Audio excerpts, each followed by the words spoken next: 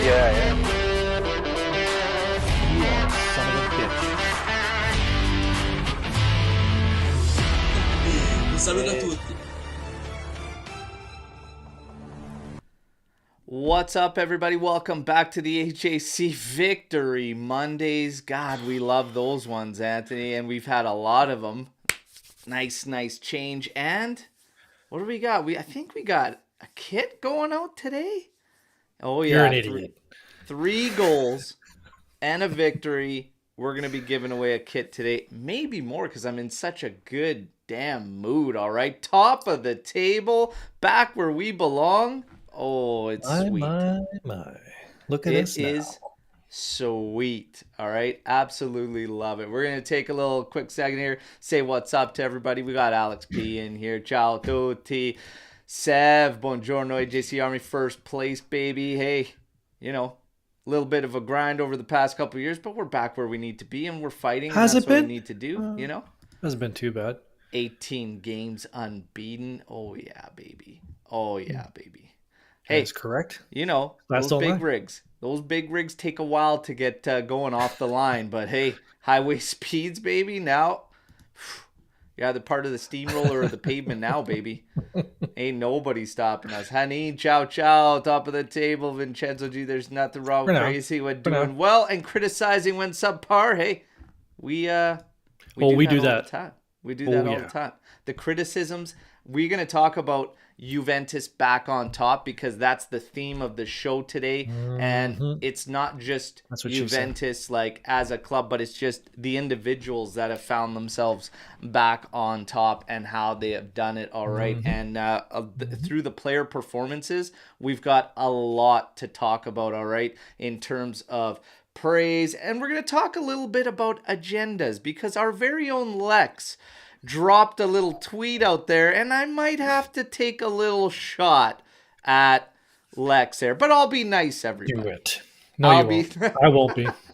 I'll be nice. So we got something coming for Lex there, all right? But everybody, yeah. I tell you, that first half yesterday, I didn't think we were going to end up giving one of those kits away, but they managed to get those 3 goals. Vlahović. The only reason why I kept watching it was because I was running the main Twitter account.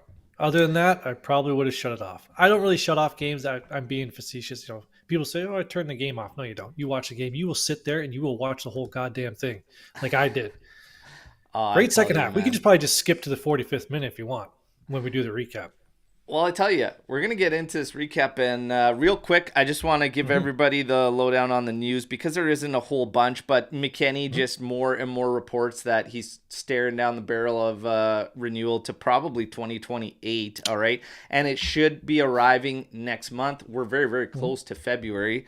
And then the other is Bernardeschi continues to push to try and get himself back into the fold. And we are going to talk about Bernardeschi on the backside of things. And then also Jallo arrived in Turin yesterday evening, and medicals will be set today as he's already gone through.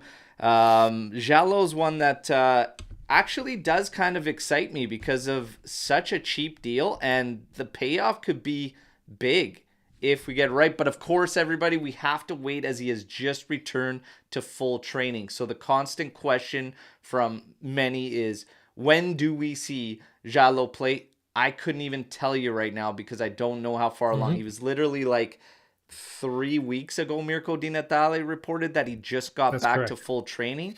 So maybe late February. Was it from an ACL tear? Is that what I heard? ACL tear? From an ACL tear? Yeah. So we'll see what happens. All players are different, okay? They can't all be like true. King Kong, who returns in like a ridiculous amount of time. What was King Kong, man? What was Chiellini like? 7 months. Oh my God, that was crazy. Same season. It was wild. Yeah. I felt like it was that kid. People look at that and be like, why can't everybody do this? That is the exception. He is not the rule. He is the exception. Oh, yeah. There you go. Oh, yeah. Now, the task at hand, the game itself. Like Ant said. The club is growing, my friend. I don't think we're going to spend a ton of time on the first half, everybody, okay? Nope. But I got notes. we will I get actually took into this here. notes. So as far as the starting lineup goes, okay, we got starting lineup, and it was very much as expected. Szczesny, Gatti, Bremer, Danilo, Cambiaso on the right with McKennie. I like that. Locatelli, Miretti, and Kostic. Vlahović and Yildiz. If you guys saw my YouTube short, you would have seen that I said I would not start Miretti in this game. And the main Why? reason why I said that, the main reason I said why was that left side of Miretti and Kostic with what I saw before, I wouldn't go to it. It was a mess. I already have question marks on the left side with Danilo and Kostic, which kind of came up again yesterday. Just we'll get into that, but Miretti, I wouldn't have started him. Unfortunately for all of us, Miretti was just on a shocker, man. Whew, those days will come. And I felt bad for the kid because there was a couple little like decent things from him in there, but it was immediately followed up with just awful, awful play. One of the more infuriating things that I saw Miretti doing was, as a midfielder, is just not getting goal side of your player, and he allowed that Kaba guy to turn him like repeatedly, and I'm like, Jesus Christ, Miretti, you were a midfielder first. Goal side, why are you letting him turn so easily? It was actually painful to watch that type of defending. That was the most frustrating part. And then just what he did with the ball. But Miretti was on an absolute shocker. The rest of the lineup, we didn't have any issues with, Ant. It was straightforward. We keep moving. I would have gone with Caviglia in this game. And I have no problem with the suggestions that said Caviglia in the heart of the midfield, slot Locatelli over, or two-man pivot. Okay, either would have been fine for me because McKennie and Cambiaso change up so much. But Cambiaso's versatility is key, and that guy had a game, all right? So let's get through this.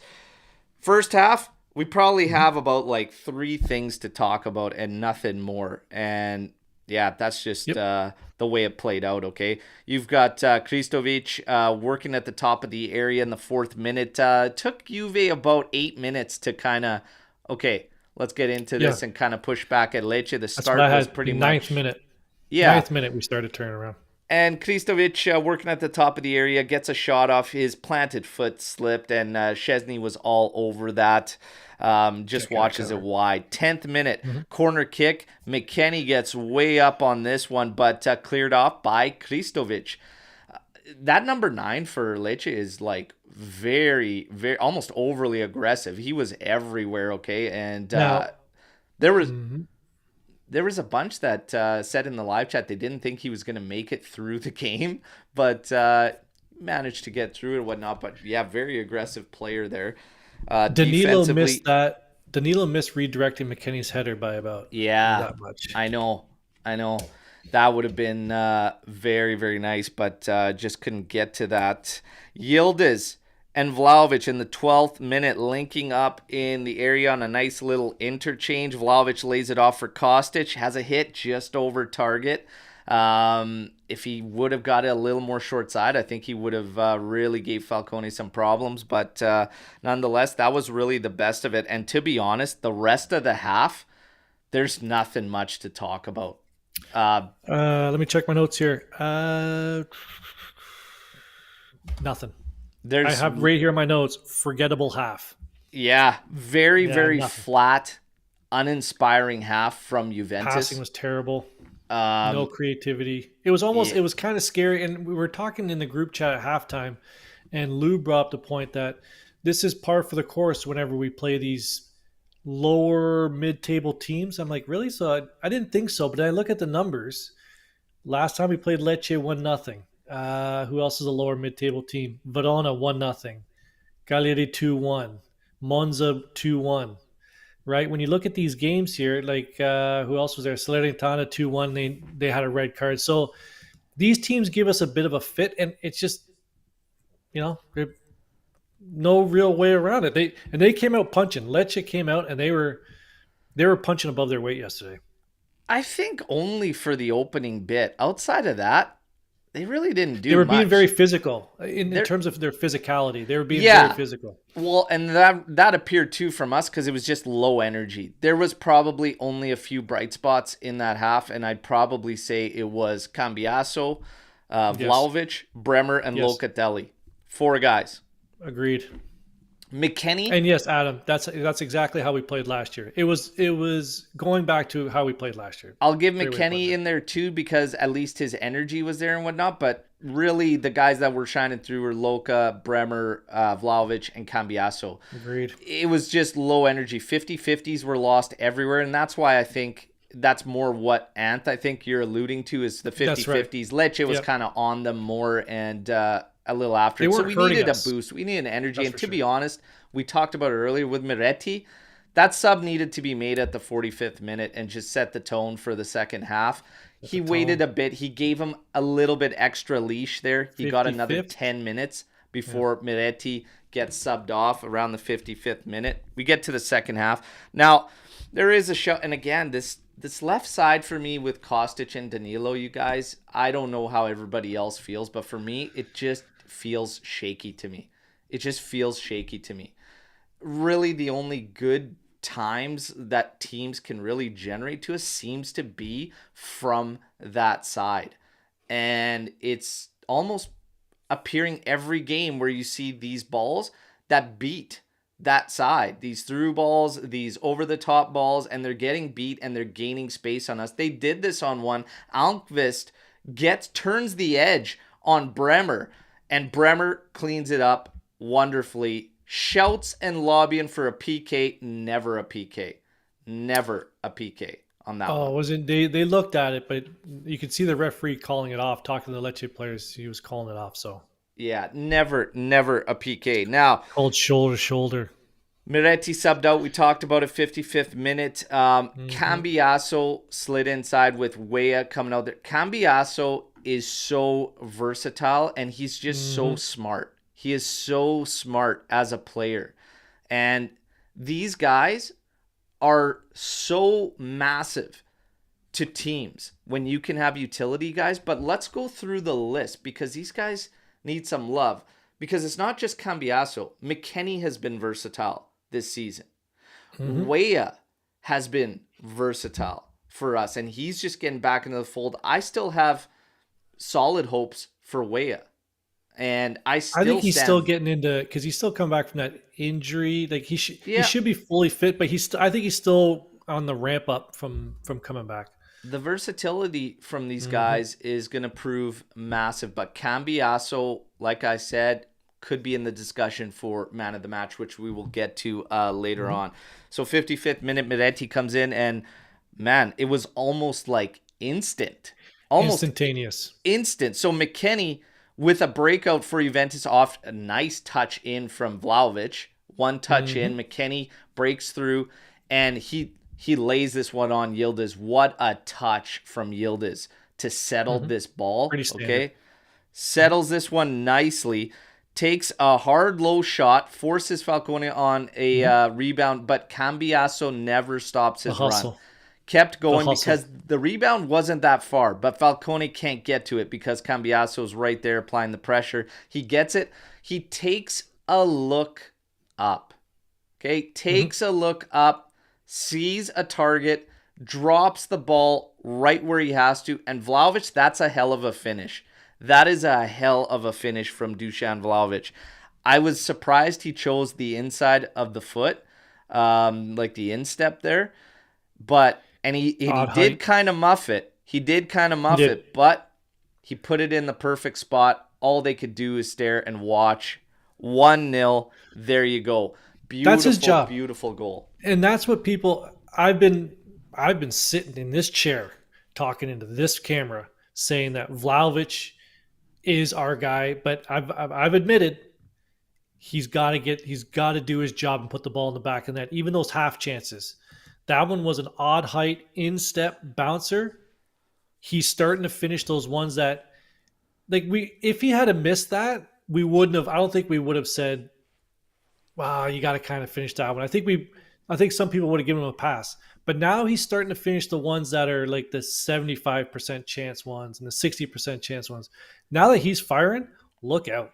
Well, he's doing what he also had a header in this one that I thought should have been directed on target that he got wrong Missed off it. of one hopper. Yep. And it's a drastic change. You're talking about a guy that and this Correct, is Justin. we're going to get to Vlahović because all these criticisms and everything that everybody's trying to say this I told you so type thing.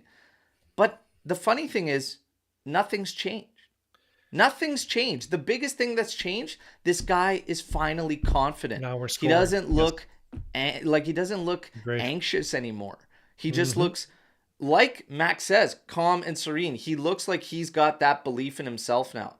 And this is the Vlahović we've all been waiting, because even when he was good, when he first came in for that second half of the season, he was not this Vlahović. I think we can agree on that. This is finally the Vlahović we've been waiting for, all right? We're going to talk more on Vlahović a little bit later on, okay? But 1-0, great finish, great goal, and Yildiz, Cambiasso, and Vlahović in the heart of that one. 68th minute.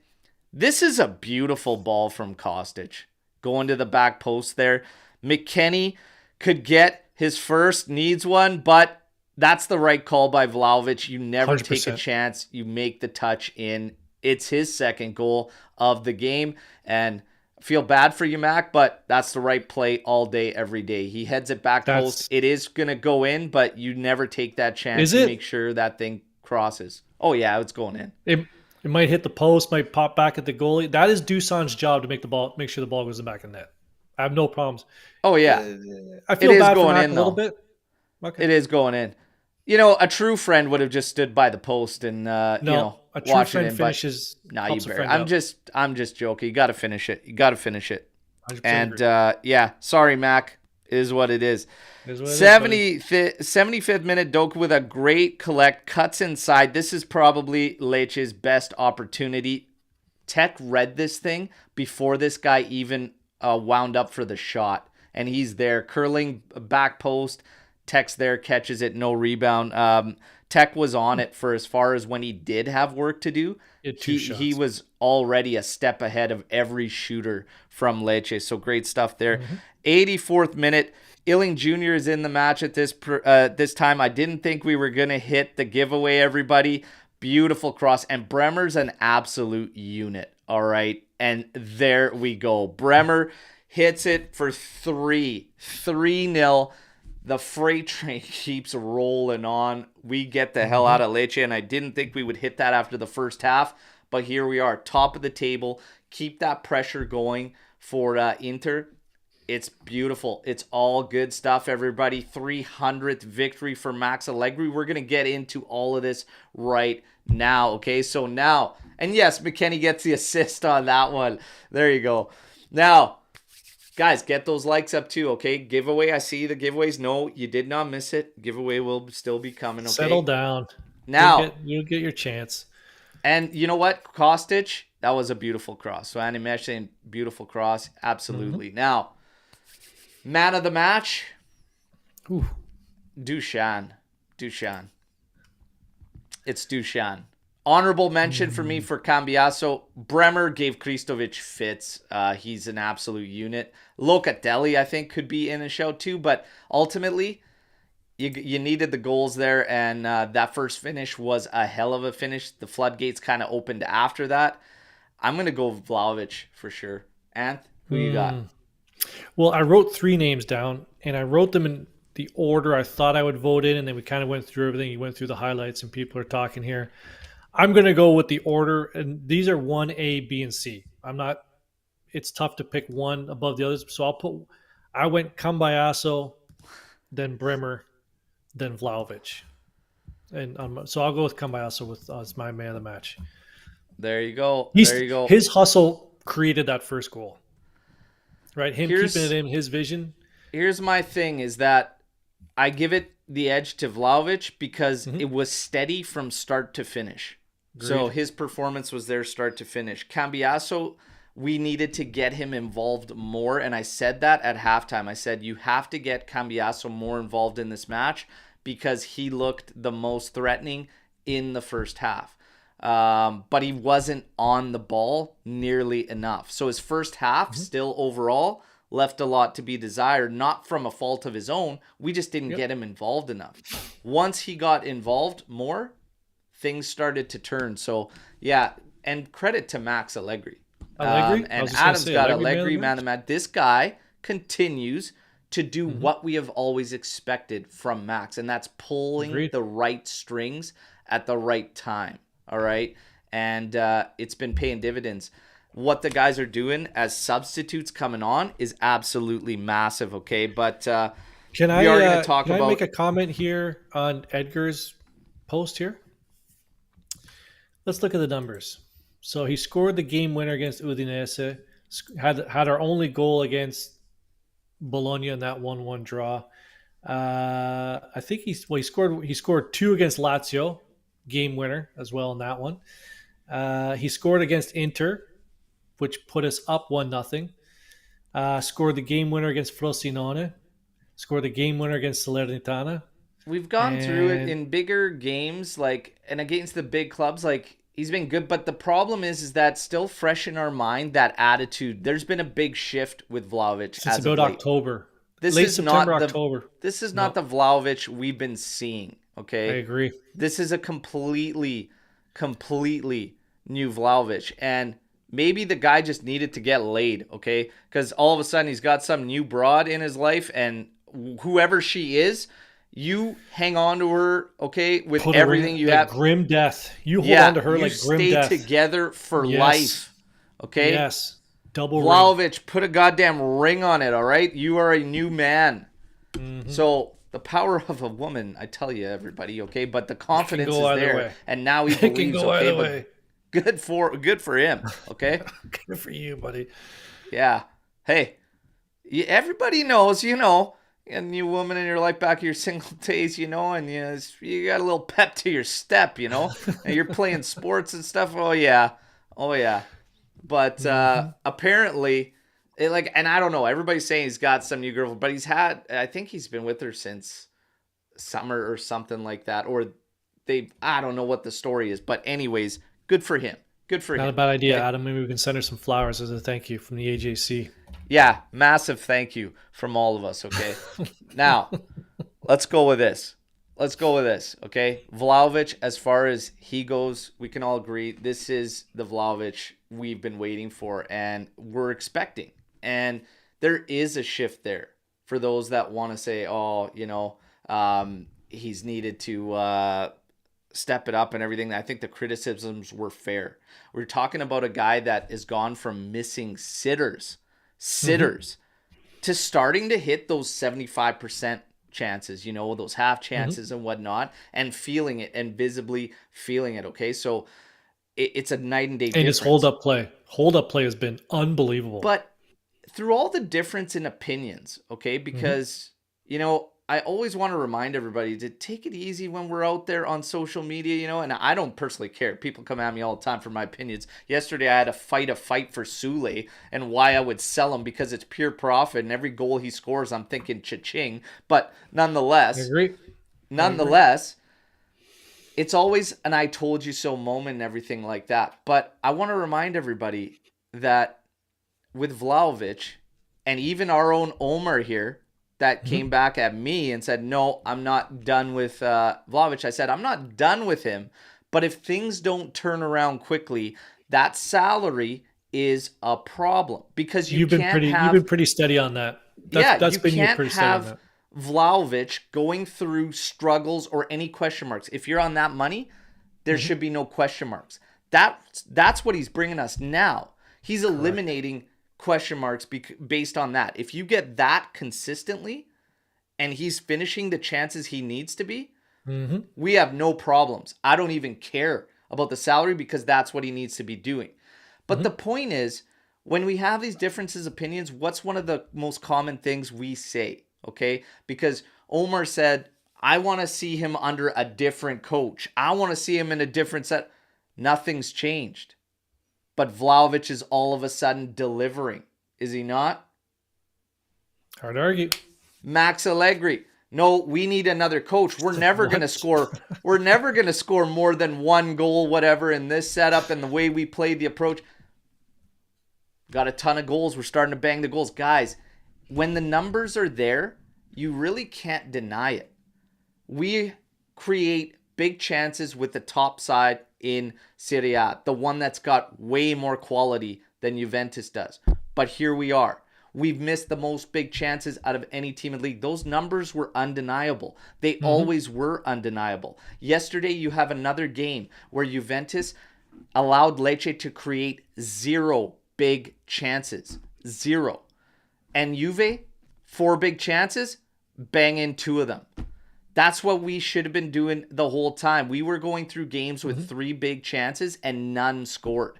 You can't do that and expect to have these comfortable victories. Because if you're banging in a half chance, you're not bearing your big chances.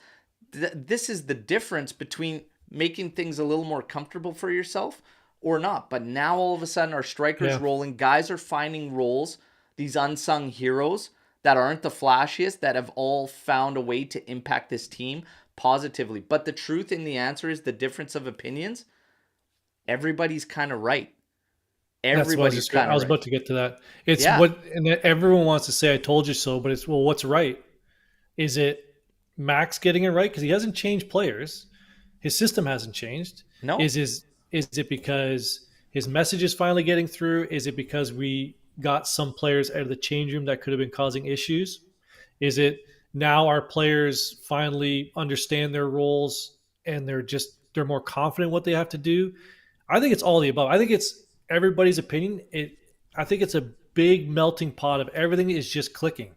That's what you need. It's not one thing that was going to change this team. It was never going to be one thing. It was going to be, you need a whole bunch of things. It was going to be the team. It was going to be the manager. It was going to be the fans.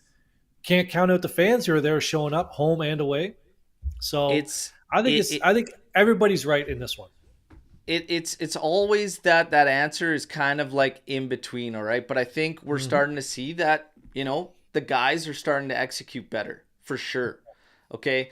He's starting to, nothing's changed with Dusan, okay? But there is these talks that Yildiz is all of a sudden a guy that is out there that's opening up space for Dusan Vlahovic. So I want to talk about this. And do you see that? Do you agree with that statement or whatnot? And do you think that Yildiz is the big key for this shift in Vlahovic as well? Because I don't really kind of feel that way, to be honest. But I want to get your thoughts on how you see them playing up top together. For me, that role is still, that position is still Chiesa's to own. So for me, he is still our 1A in this lineup. When it comes to Yildiz and Dusan, you can't deny that they're playing well together. The amount of work that Yildiz does off the ball and creating, even though he's taking some shots, like maybe 3/4 chances that he should be passing off, but that's what you want your striker to do. He's going to shoot. Good for him. That's what you want your strikers to do. I wouldn't say that Yildiz is like some world beater at the moment. He isn't, because he does have like lulls in the game where he kind of fades in and out, but it's his highs in the game that really are very exciting. But it's the whole, you got to kind of look at the whole picture when he plays. Again, I'm not saying sell the kid. I'm not saying bench the kid. I'm saying there's going to have to come a time. 2 things are going to have to happen. 1, the management is going to have to evaluate whether to keep both Chiesa and Yildiz, and or 2, you have to figure out a way to get Yildiz, Chiesa, and Vlahovic on the field at the same time. Now, for me, it's not even a question. I'm looking to keep Chiesa and Yildiz at the same time. Yildiz, yesterday, I thought his touch was pretty bad for the majority of the game. In the second half, he started to increase. I think getting Miretti out of there helped him find the pockets he needed to get to, because that's Miretti's game. That's the one thing he does that's a positive for him. Can we just time out for something here? We understand that he's 18. We get it. We understand he's young, still has a lot of growing to do. Please continue. We got it. We know. Yeah. So the thing is that his touch was poor yesterday for the majority of the game, definitely in the first half. But that doesn't change his decisions, because what he was trying to do when those touches failed him, all those decisions were the right ones. Whether he's trying to hold up, stop, and hit a trailer, whether he's trying to cut inside. Everything he was trying to do and that I was watching him do, that's why I didn't get overly frustrated with him. Even though his touch was poor, first half was pretty rough. And we'll talk about the touches and everything, but his decision-making is still on point. And everything he's trying to do and everything he's trying to get done, that is massive. That is absolutely massive. And everybody, relax. We love Yildiz, okay? Oh, yeah. We're just analyzing the performance, okay? We all have a bad day. Yes, we get it, okay? Nobody's saying ship Yildiz off. We're talking about the performance. Relax. Calma, okay? Yes, Calma. no. Go ahead. We'll remember. Calma. Now, Yildiz, I don't think, when we're talking about, is he the direct... the direct cause of all of a sudden Vlahović being able to... I don't agree with this comment. I saw it on Twitter. I saw it posted there saying it's because Yildiz plays this position naturally. This is what's going on. He's opening up all this space for Vlahović. I don't think so. I don't think so. No. It's honestly, Vlahović is completely different than the Vlahović we have been seeing. Okay, they do play well together, but Chiesa and Vlahović started off the season red hot. Red hot. So it's not that all of a sudden Vlahović has got it going because Yildiz is in here. Well, no, we got it going with Chiesa and him at the start. Then there was interruptions. Chiesa had 4 goals in 5 games to start the season. Then they're both, and they were both rolling. It's different, okay? It's different, but Yildiz is not the reason why all of a sudden Vlahović is banging these in. He looks completely more confident and a different player. Chiesa, we know when he's on what he could bring, but Yildiz, for me, we need a little bit more. He touched the ball like 22 times in the first half. In the second half, I think he touched it 10 times. And what he did in the second half, much, much better. Much, much better from an execution standpoint. But I'm still looking more involvement. And I think Miretti really killed him in the first half. Miretti kind of killed everybody. Definitely killed my eyes in the first half. But that wasn't working. So for me, Kostic, Miretti is kind of done. And Miretti, we see the not a strong impact with Yildiz there too. They're kind of in the same spaces. And it's ugly. So that kind of maybe hurt Yildiz as well. But... moving forward, Yildiz, I want a little bit more. And that's the one thing, though, Yildiz does. Yildiz stays to the left side. When you're looking at Chiesa and him in the game, there's a reason that Chiesa is at like 40 to 50 touches a game, and Yildiz only broke 30 for the first time yesterday because he had a lot of touches in the first half, even through those struggles, 24, 25, and then managed to get to 32. That's the first time he's broken 30 touches in one of these games. But Chiesa is everywhere, and he does drift off to the right and left and everywhere. He's getting 40 to 50, sometimes 60 touches a game, right? So I want Yildiz to kind of, but it might be by design keeping him on the left, and maybe that's something that's helping. So not necessarily the player, okay? And maybe that's why it seems like Yildiz is helping Vlahović more. So maybe when Chiesa comes back, you stick him on the left and you keep him there. But we need help in terms of what's going on in the middle of the pitch. They still have to figure something out. Rabiot was missed yesterday, though. Rabiot was missed because Miretti couldn't do it. But I would have liked to see Caviglia. Max went with Cambiaso. And what did I say about pulling the right strings? Bravo. Bravo. He hasn't missed. I think the only game he missed on was probably that Sassuolo loss. Other than that, Max has been red hot when it comes to his lineups and substitutions. He's feeling it right now. 300 victories for Max Allegri. Oh, yeah. All right. Nice. So 300 victories. He is 2 behind Nerio Rocco, who's at 302, and then Trapattoni's got 352. Will Max extend? Will Max end up getting there? in a few years and whatnot. Who knows Right. what's going to happen? That's going to take a Sorry, lot. that's just Serie A wins. That's Serie A wins. Yes. Serie A wins. Trapattoni 300 is a 352 lot. through 689 matches. Nerio Rocco 302 wins, 747 matches. Max Allegri 300 wins, 491 matches, man. Sorry, what was Trapattoni's numbers? What was the first one? 352 wins in 689 games. But Max is on a tear. 300 in 491? Yeesh. That's pretty good. Wow. He could very well take Trap there, Animesh. Would you take Conte over Max? Wow. 300. How can you get rid of Max at this point? I know people are going to be like, oh, what would you take? A different coach? How can you get rid of Max at this point? And you and I sat here this summer and said, this guy's got to go. Yeah. And now look at it. It's like, why would you change anything right now? Well, that's just it. It's because you say you want him to go because you want this team to succeed and thrive, and changes are need to be made. Yep. We couldn't keep going down that route. Now all of a sudden we're doing what we need to do, and it's like, well, now I don't want to change, right? So it's like, it is what it is. But the numbers are staggering there with Max, man. Holy shit! Like, holy shit! That's crazy when you take a look at that.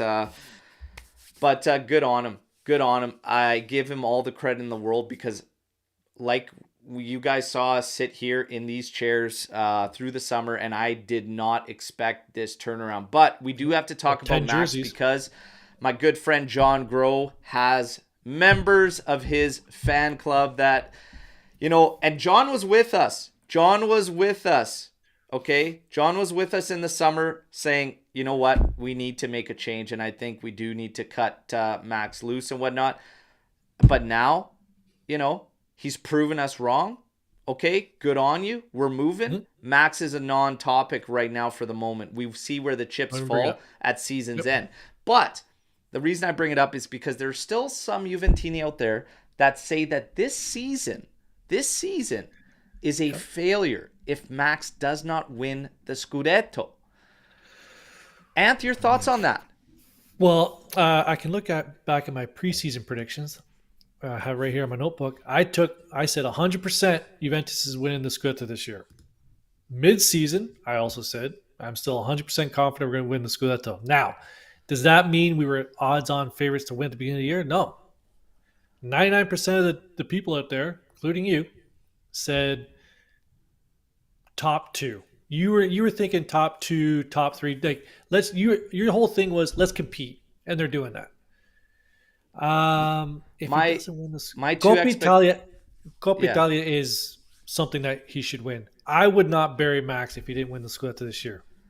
I had two expectations based on what happened these past two seasons. Okay, and I said, number one, you're in that Scudetto race for the whole season till the bitter end. Okay. Top two, like you've got to be fighting for that title with only one competition. Number two, Coppa Italia, final. You got to make that final. You don't have to win either one of those. But even being in the title race for the whole season through and being top two is a massive improvement on where we were these past two seasons as far as the league, because we weren't in the fight for some time last season. That dipped early on in the season. That faded away. Like this is a big jump. What we're seeing is a big boost. And that's why to call this season a failure if the trophies don't come, I can't get behind that. Okay? I can't be behind that. We have some out there that are already saying they won't judge Max on this season because Champions League isn't a part of that. And I don't think that's fair as well, because we've been transitioning since Max left the first time. At some point, stability has to set in, and you have to keep moving forward. I don't want to go into another transitional phase, okay? And I always said, I don't give a shit who the players, who the coach is involved. Do you think I'm going to sit around and if we win the Scudetto, say, oh man, I wish so-and-so was a part of this. I wish so. No, I couldn't give a shit who gets the job done. Just get the job done. Right now, I don't want to go into another transition. Credit Max, and I will not say that this season is a failure just because if the trophies don't come, okay? We can all admit that we surrender a lot of quality to the team that we're fighting with. But Empoli next, and then that big showdown February 4th. And I felt confident based on what I was hearing from the Inter players, especially after our last game in Turin against them.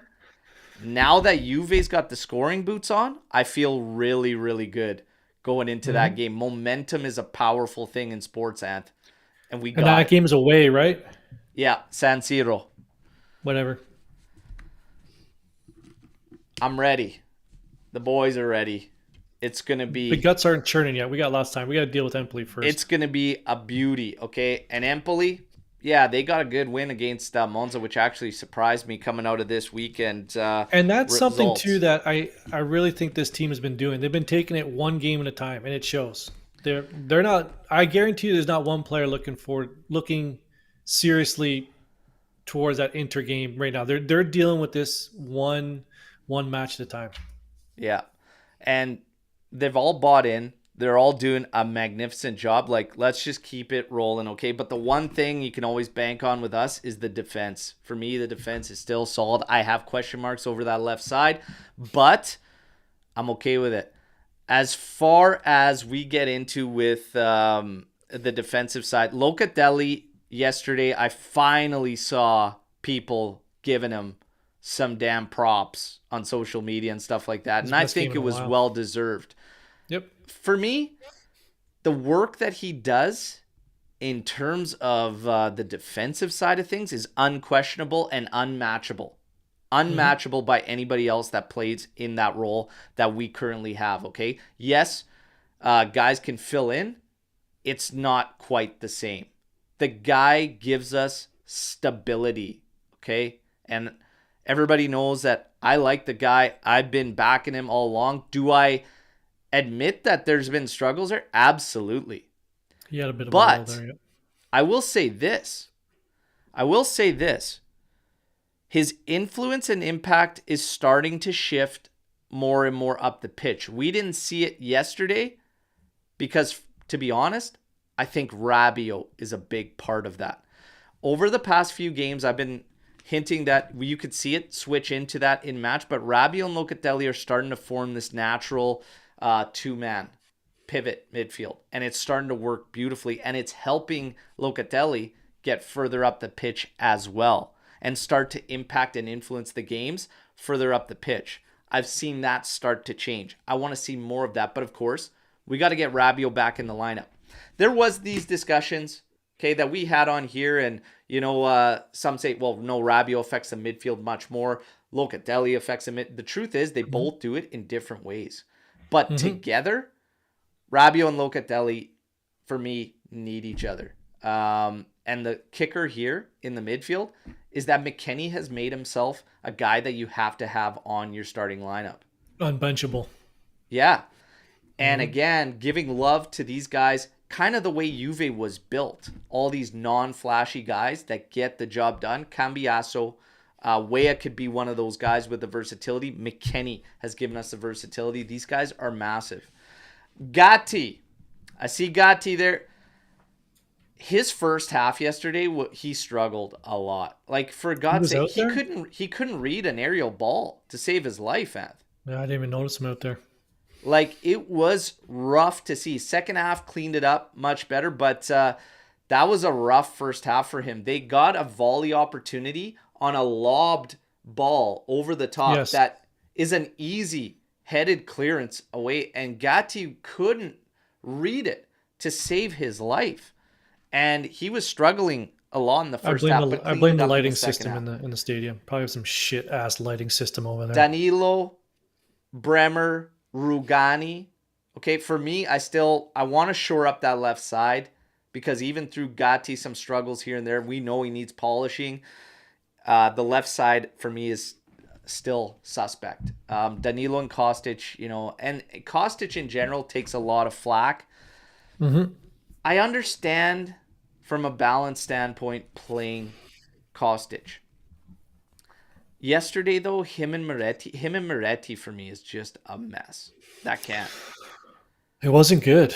It No, was not good like, yesterday. No, they both and had a when bit the of a players shocker. start to go at each other, because Moretti was looking at the guy like, where are you playing these balls, right? Like, I have no chance and stuff like that. And you see them giving it to one another, like, that's just not good. But the two of them, they don't work. As far as how Kostic goes, I'm open to at one point seeing Weah on one side, Cambiasso on the other. Chat, what do you think about it? Ant, what do you think about it?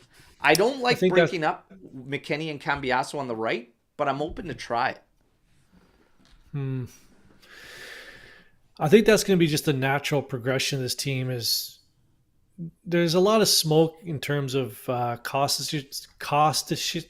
Kostic, his future. We'll put it that way. Where there's smoke, there's fire. So I think something. I think his decline in play kind of eased the talks of getting rid of Illing Jr. as his backup. Uh, I'm just happy that we have options. Last year we didn't really have options. We were trying to piece together this midfield. I think we're still a work in progress in the middle of the park, but now guys are stepping into roles that aren't their main roles. So Cambiasso comes in and out uh, in terms of like on the wing and then into the middle. We don't skip a beat. McKennie at the beginning of the year was a little shaky when he was coming to the inside in the Metzala role as opposed to the outside. But now when he comes in, we don't really lose anything there, right? He's really picked up his play both on the inside and the outside. I'm just happy that we have options now, but there is going to have to be changes made. Some players are going to have to be sold. Some players are going to have to be loaned. And I think we know Yeah. who that is. I think we still need to make some purchases in the midfield. I don't think anyone's doubting that. This isn't the be all end all the midfield moving forward, but there, I'm open to there's seeing changes coming. I'm open to seeing Cambiasso on left. I think it helps, and we've seen it early in the season. It helped Chiesa. I think it'll help even Yildiz if Yildiz is there. I just think it gives them more. When you have a player that attacks space in a certain manner, it opens up lanes for the other guys. It's not really necessarily a knock on Kostic either, but I'm also just not set in stone on Kostic always being there. And again, I don't think it's that stable defensively that we have to stick to it. So, like, we continuously give up space down that flank and they get in behind that flank and penetrate that flank. And it's happened like on 2 occasions, probably every game for 4 or whatever straight that those guys have featured on that side.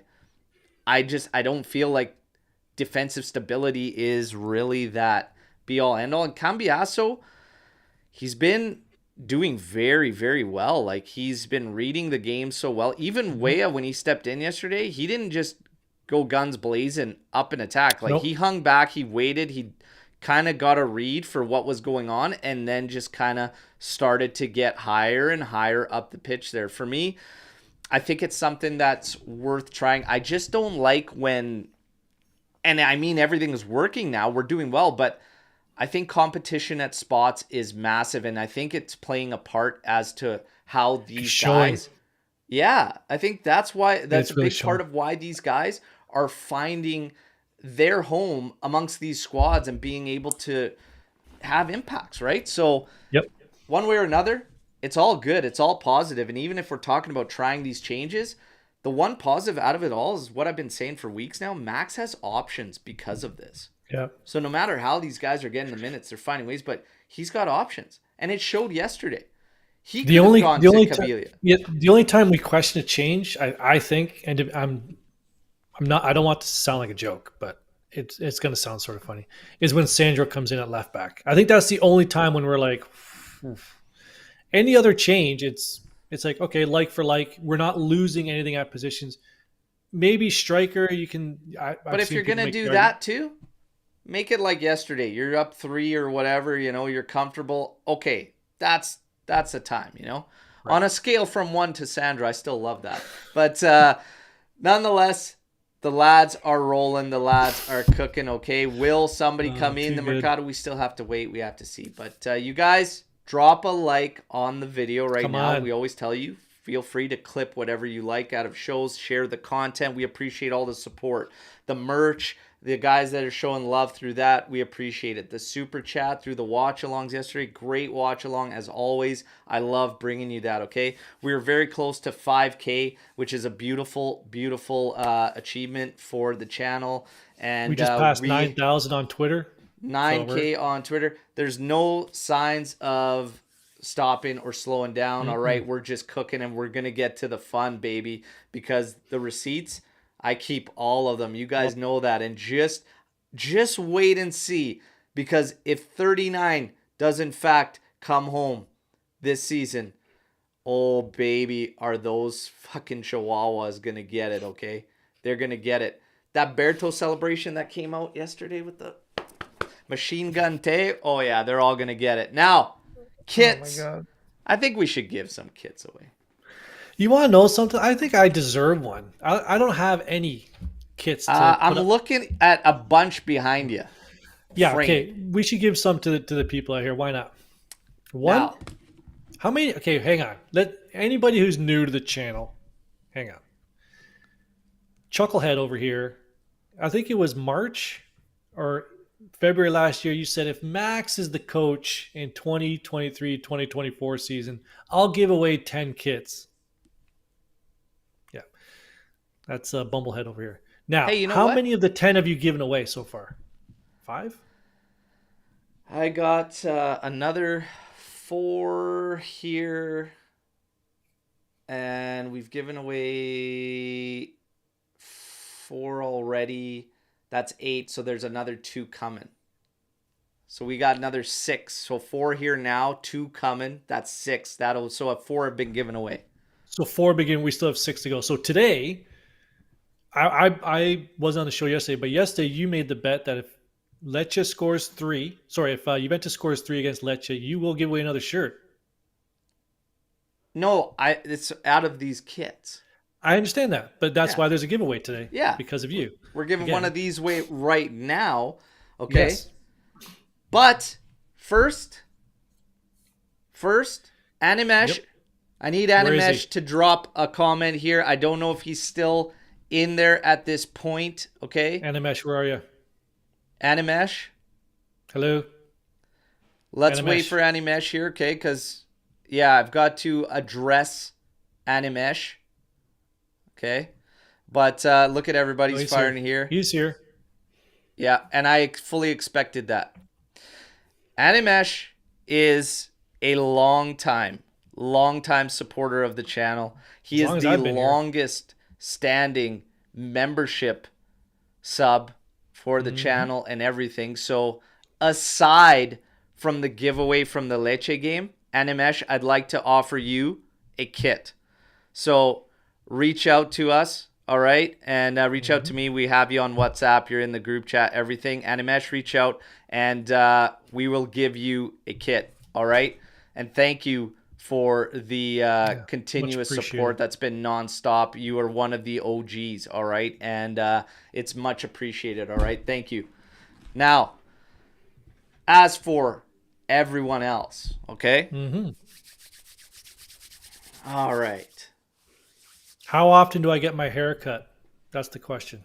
How are we going to do this? How are we going to do I this? just asked the question. How often do I get my hair cut? I guess it person to depends answer. what Animesh picks, because you could go 95, 96, you could go Ariston, or you could go with the 15, 16. There's also a Gatti away here, and depending on what he picks, but the other will have the second choice. Now, how do we give this away, Anth? How are we going to do this? Well, We've RB got Comps already everybody answered the in question. here. He answered last week. He RB Comps won last week, right? I tell you how we're going to Yeah. do it. You're up. Everybody's got to drop, I guess, a comment, and I can randomize the comment selector, and then whoever's comment it picks could get the kit. Do you guys want to do that one, or do we do a trivia question? Well, we did the trivia thing last week. I And RB Comps won it once. Look at Mooser. I get my haircut once a month, buddy. It's once every 2 weeks. Come on, stop it. Whatever. You think Sam's I'm an giving you animal? the What once am a I? What month. am I? A zoo animal? Once a month? Anyways, I like the comment randomizer because we've got up to about 71 today. But what I would say is I think people are coming in and out. If you do the comment randomizer thing, the person would have 30 seconds. If you once you pick their name, we have to make sure that they're still here.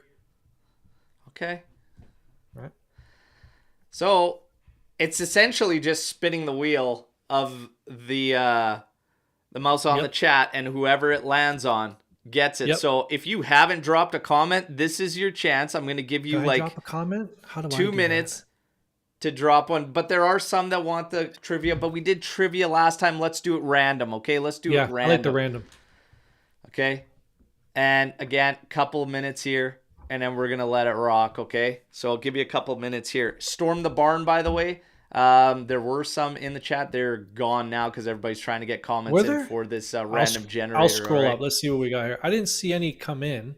I saw Neville saying, "Can I ask an early one?" But I didn't see him actually ask a question. There was one. Sorry, I remember it. It was Swarit, and he had come in and he had asked for He had asked for the status on Chiesa and Rabiot. So the status is it's day to day. They're both being monitored. As far as I know, there's optimism that both will be available for Empoli. But do not be surprised if it's like a preserve type scenario where maybe they come into the game. I would expect Rabiot to start and be available because his is just a light strain. As far as Chiesa goes, I wouldn't be surprised to see him come off the bench, get some minutes leading into the Inter game, and we might have a decision about playing Yildiz to start even against Inter, and maybe Chiesa coming off the bench. So it's going to be interesting. Max has options, all right? Now, everybody's firing in here. Look at this. I love it. Amici Di Nessuno. By the way, absolutely hilarious.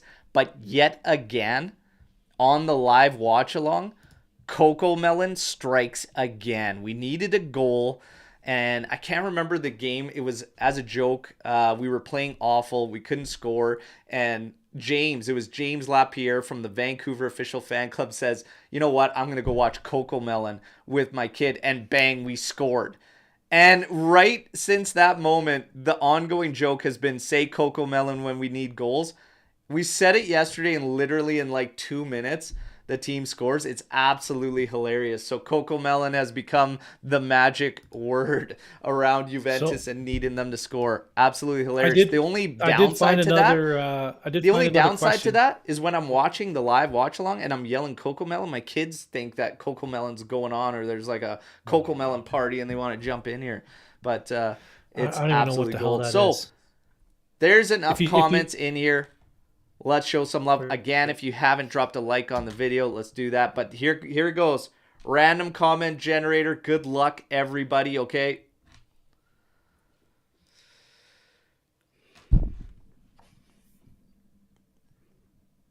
Vincenzo G.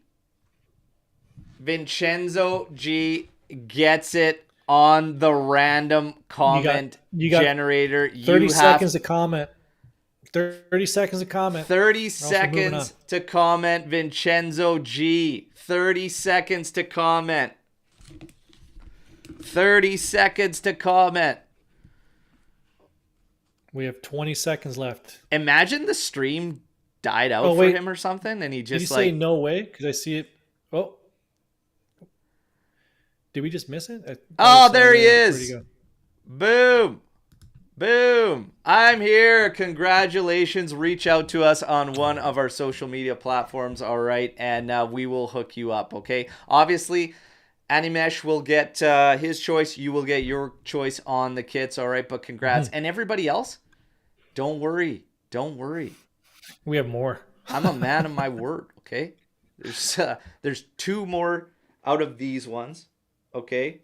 There is another 2 coming up. These are kits 32 and 33 given away from us since like the start of the channel, the start of the show or everything. And we always feel it's extremely important to show love to what I think is probably the strongest community out there. AJC Army, second to none. You guys are the best. You deserve it. And thank you all for your continued support. And it's put us in some very interesting light for some future endeavors that I hope start firing up this spring, everybody. We're trying. So, there might be some stronger connections that you guys have kind of been fighting the fight for me and the channel and the team for quite some time. Fingers crossed it pans out. We are currently working on it, all right? But thank you very, very much. And we have Forza Juve saying, praying for the 20 Dusan goals, feeling nervous now when he is in form. I'm not feeling nervous. I make these wagers, and I'm happy when they pay out. So the bet is if Vlahović scores 20 goals this season, that's another kit on top of the 10 that I have no problem giving away to our friend here. Hey, I'm not nervous about it. I'd be jacked if this guy goes off and scores 20. I hope he scores 40. I have no problem. If I have to give a kit away to get these guys to do what we're doing, if I have to give 10 kits away to get Max to do what he's doing this season, I will gladly do this all the time, all right? So, yeah, I am not nervous. Absolutely love it, all right? Now, storm the barn. We have time. We have I put one in our guest chat that was copied from up above. I don't know if you can bring it up. Oh, yeah. I usually shut down the guest chat because I don't want to have I don't really want to listen to you guys more than on the show. What is it? Bring it up. I apologize if I get the name wrong, but it's Mehran. Is it Mehran? Mehran? You got it. So his Storm the Barn question was Bonucci effect, ? Or Magnanelli effect. What is the key to this season's success?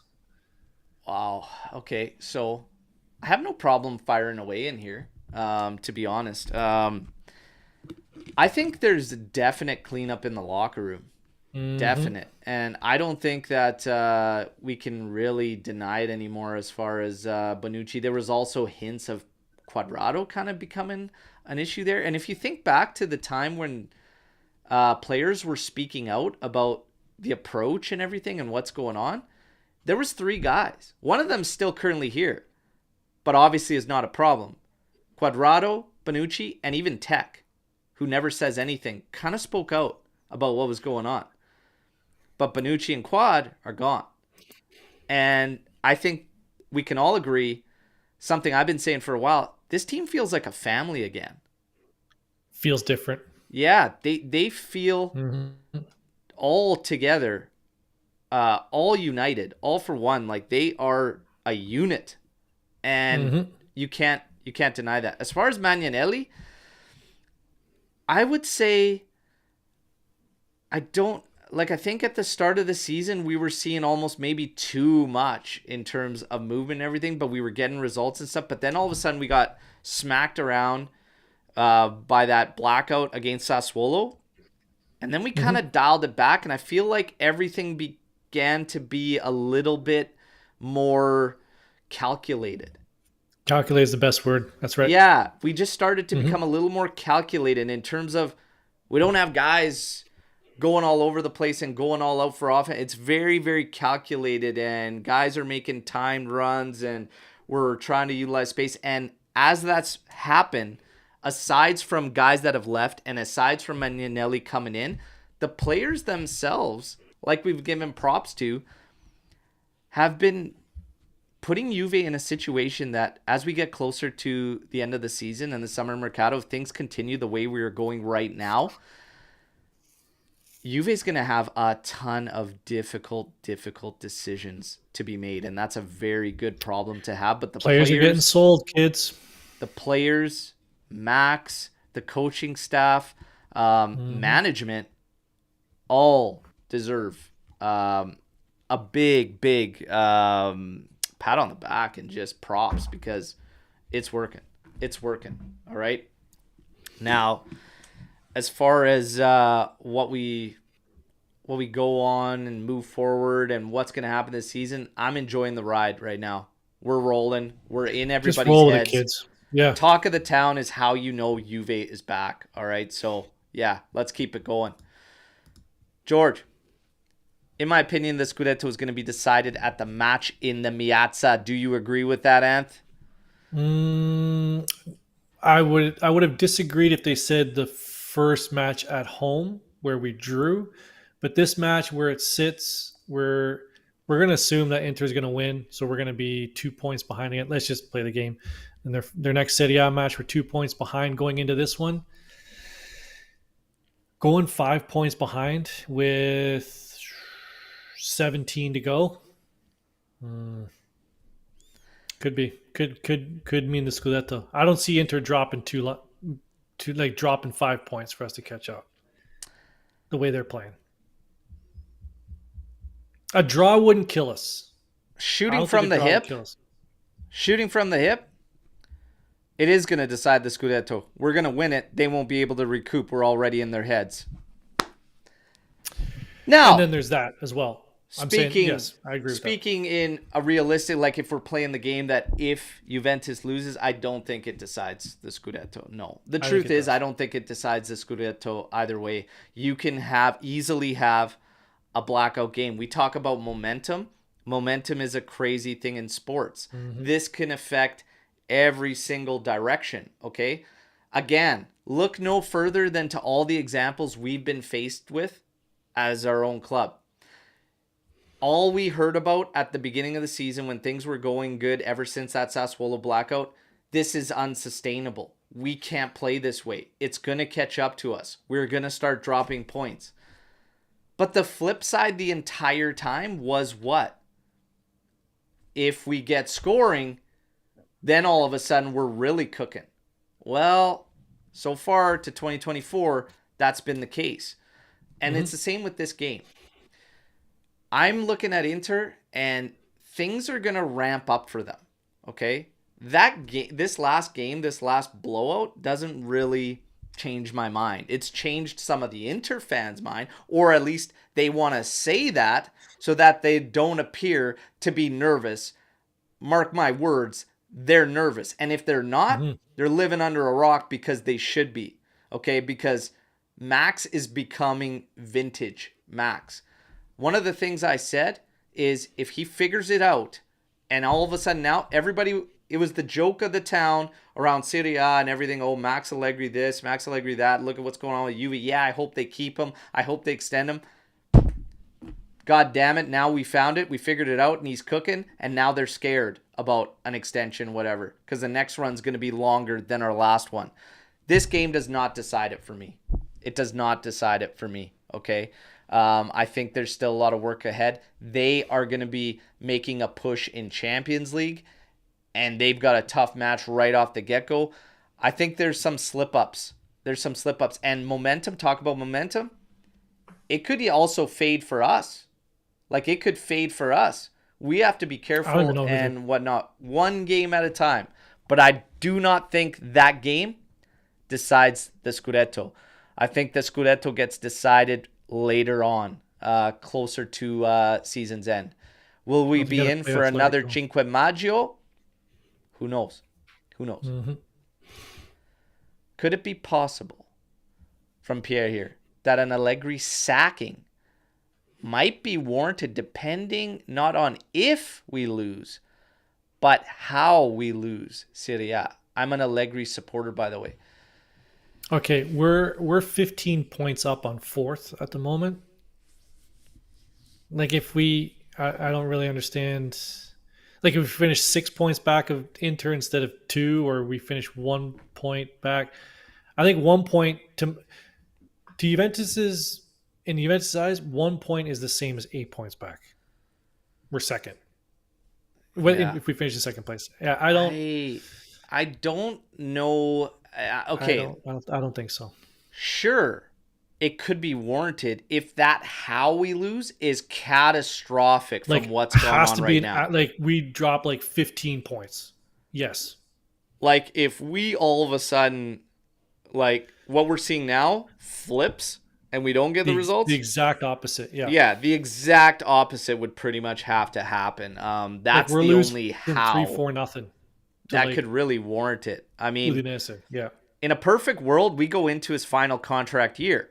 The only discussion is that Max might not want to go into a final contract year. The other discussion is that Juve won't go into a season with a contract on a final year, brought out by Romeo Agresti. I think it actually would be good for all parties, to be honest, to just go into that one before making any decisions. Dead But man walking. you can't have your cake and eat it too, I guess. So see what happens. This feeling of the team is the same as 2011-12. No ultra big names, just a hunger to win. It definitely feels like that season, Neville. It really, really does.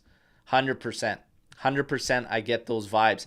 And what's interesting is we've been getting a lot of those same vibes, and it came up on the preview show yesterday and stuff about, Baggio, and we can talk to that moment in time. Baggio stepping out. You have this young guy in the wake there in Alessandro Del Piero. Now all of a sudden you've got Chiesa with question marks. Again, a player with a significant injury and time's coming in. Now all of a sudden you got this hot young gun that it's like, okay, your thoughts on that similarity? Because that similarity is kind of there, is it not?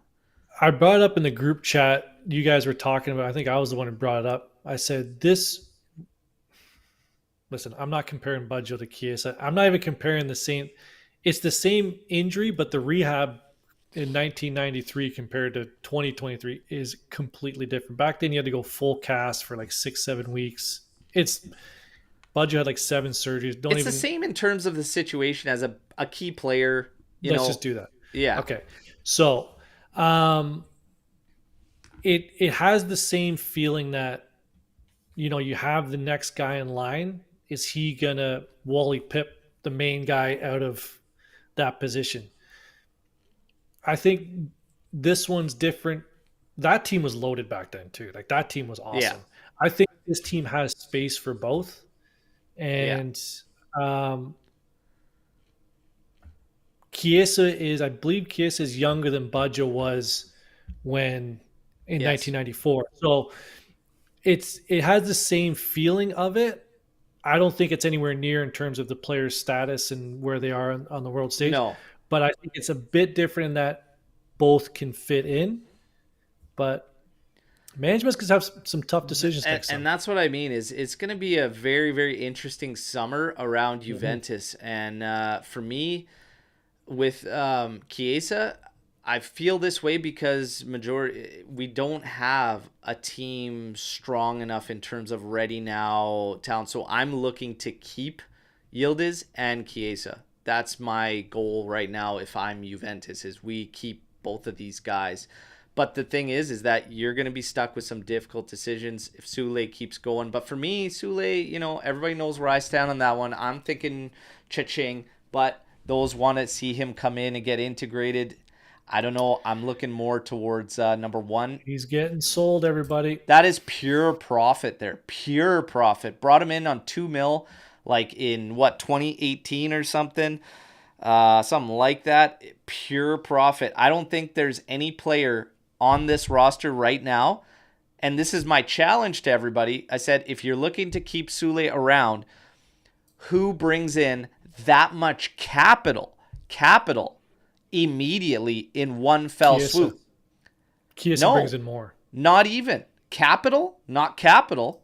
Not based on what he stands us prorated on the books and everything. He will not bring in a pure If we sell Sule for 35 million euros, that is pure profit. If you sell to try and make 30 million capital on a Chiesa sale, you would have to sell that guy for what? 80 to 90 mil? I don't know if we hit that. With the question marks around. And that's where we get to. You're either selling a bunch of players, and why would you do that when the roster's finally cooking? Or you sacrifice Sule and hit it in one fell swoop. For me, that's the road I go. But it is a question, and Sule's getting sold. For me, I see a guy that could be a Serie A journeyman that's going to be a streaky player. That's what I see in Sule. I don't think he's going to be this be-all, end-all. But if he proves me wrong, hopefully it's at Juventus and not somewhere else if that's what he ends up doing, is crushing it.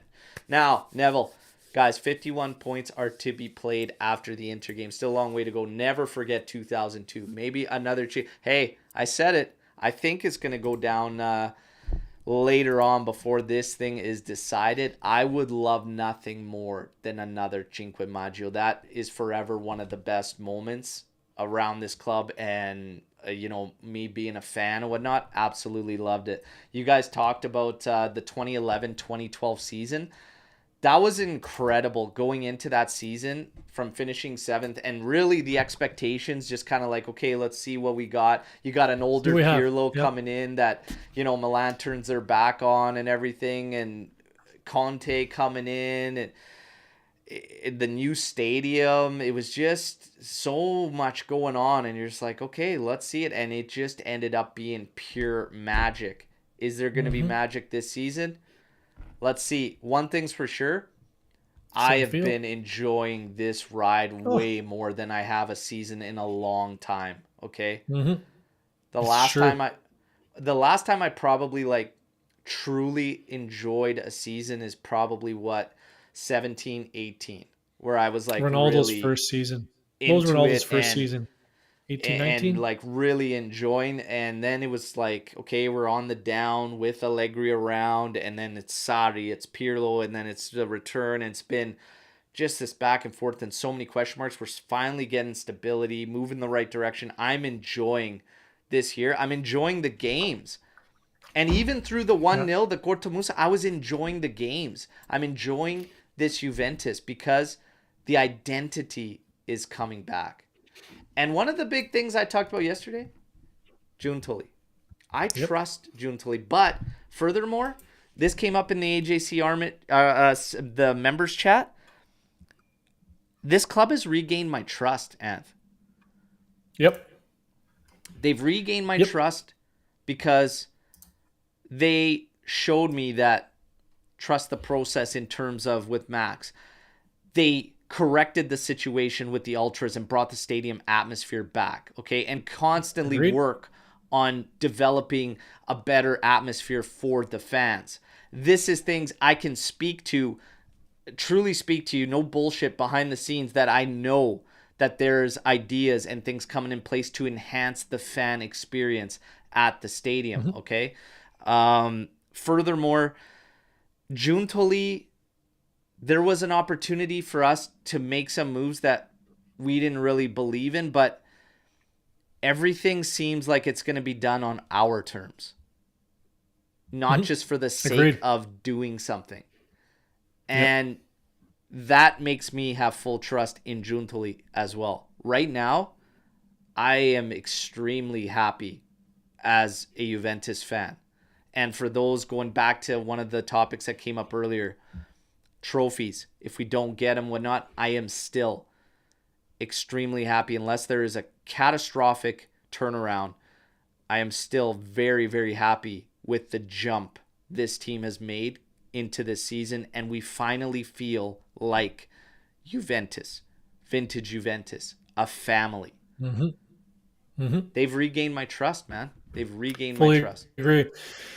Yeah, it's just enjoyable to watch. You know what I mean? Like, God, it's like a weight lift off your shoulders where you don't have to dread. I know Joe Cappuccino likes to put those funny pictures out. Oh, Juventus plays today. It's like, come on, man.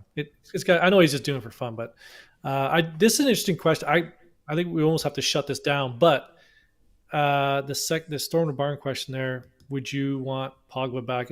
We've talked about this, and I've said this.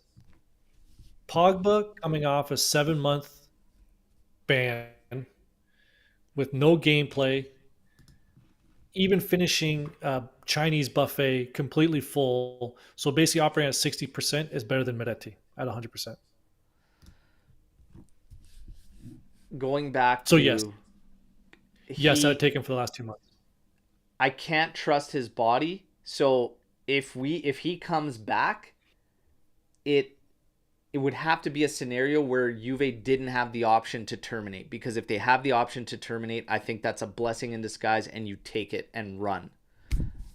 I don't go back into this salary to 2026 on a guy who, beyond this problem, still had a body that we couldn't trust to play 2 games back to back. So That's true. for me, if that option is there, you take it and you run all day, every day, twice on Sunday. I'm sorry, Paul. I've always admired you. I've always loved you as a player.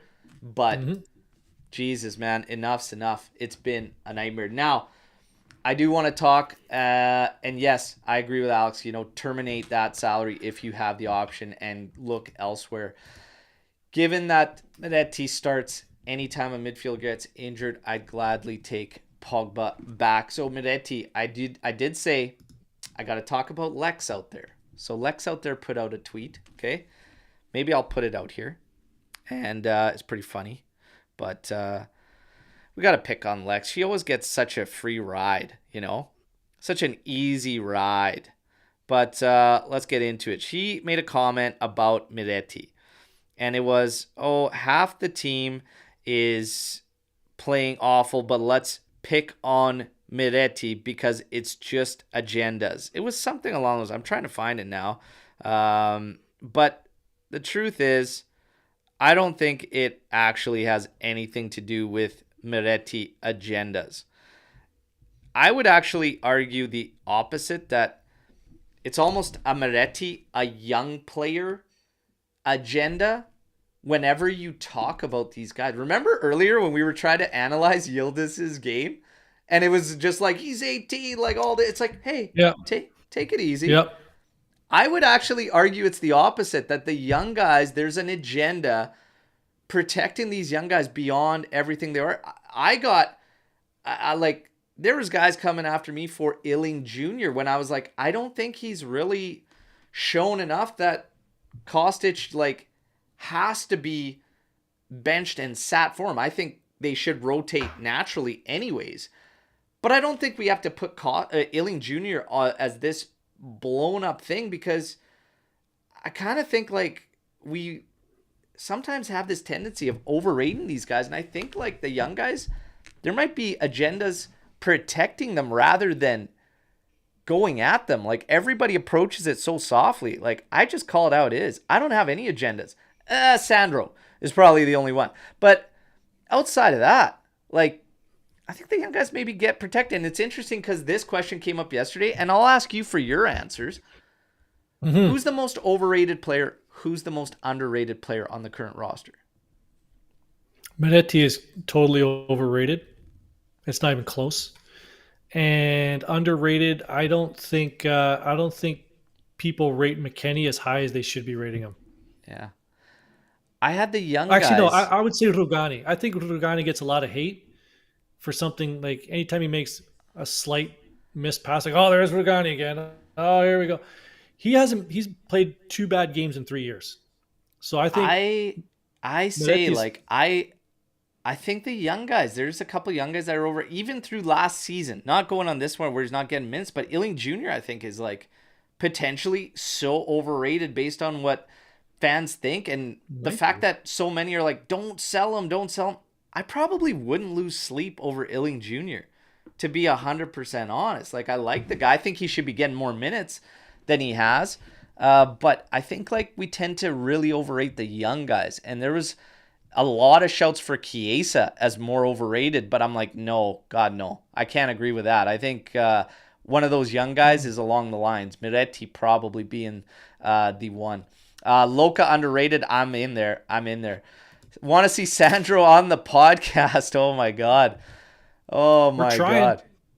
I don't even. You know how long that podcast would be? That guy is so slow. Okay, he doesn't even sprint. He doesn't run. I could imagine his answers would all be 20 minutes long. I think it would be a drawn out podcast. He's too slow. This one right here. Where's Rovella? During the game yesterday, I actually looked up his stats because I was where the hell's the Rovella hive? Oh, they died for the winter, and I love it. I love every minute. No, he's not getting minutes, but when he does, he actually looks good for Lazio, and the majority of their fan base is saying, why is Sarri not playing him more? And it's still a stupid deal, Anth. We made nothing on it. You're kidding me. We didn't lose anything there. We're fine. Oh, really? Because when we got skinny in the middle, half the people were like, God, I wish we didn't gift Rovella away, and he could have helped for sure. God, you guys. Whatnot. Everybody wants to be right. You know what? I couldn't care less. Rovella Hive. Look, he's our savior. Get the fuck out of here, this fucking guy. Yeah, but Ant, the only reason you said that is because you have no idea who the guy is because all you watch is Juve. So you're right based on ignorance. And you're still not right. Always wrong. But anyways, you guys, it's been a brilliant show. Enough. We love Victory Mondays. The banter's great. The giveaways are great. Congratulations to Vincenzo G and Animesh on getting kits. And hey, stay tuned because we're going to have details on another one that's going to be given away through social media later on this week, okay? So nothing to do with games. Another kit's going to be given away through social media, so stay tuned for that post, okay? You guys are the best around. I'm going to be looking at more giveaways besides kits just to keep saying thank you, okay? It's been a great run for us. There's no signs of slowing down or stopping. We're just getting cooking, and now the team's cooking as well. So, yeah, we're trending up, baby. Momentum is a beautiful thing. You guys enjoy your weeks. I'll keep you in the loop on the news. And then, of course, this weekend, we got next up Empoli before that big February 4th. And yes, 5K very, very soon. Thank you all for your support. As always, no matter what, fino alla fine, Forza Juve. And hey, watch out there. Carry your umbrellas around because the tears are going to be flowing when Juve starts ripping the way we're doing. And those Chihuahuas, oh, they're crying. They're crying, all right? Everybody hates and get scared when Juve is doing what this Juve is doing. Vlahović, cooking. Yildiz, next up and comer. Let's get Rabiot back. Let's get Chiesa back, all right? And let's get fired up. Empoli, we need an absolute rout. I never say that about a game, but we need a rout in that game to really dial things up and spice things up going into that one against the Thieves. Oh, yeah. The guards passed the Thieves. And I had that brought up by my friend Forza Inter there. So what happens when we chase you? I say nothing. The guards have simply caught the Thieves. That's what it is, everybody. Take care. As always, fino alla fine. Forza Juventus. Top of the table, baby. Juve's back on top where we belong. Ciao tutti. Set the tone. Yeah.